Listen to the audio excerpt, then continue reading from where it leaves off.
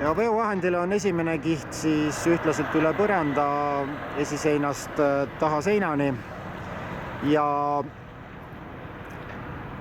ülemine kiht on siis paigutatud keskele ühtlase kauba massi jaotamise eesmärgil just keskel.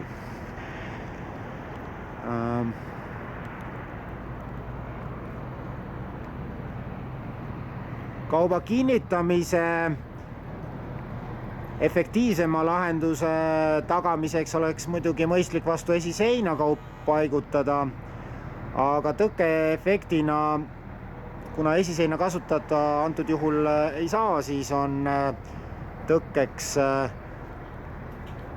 ehitatud vahesein,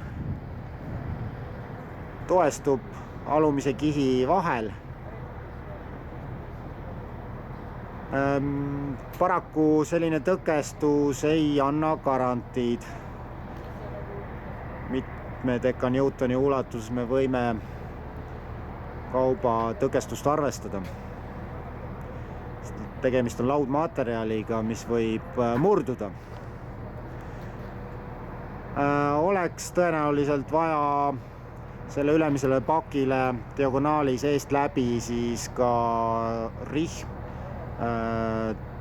tõmmata taha poole. See annab garantii, et kaup ei hakka ettepoole liikuma.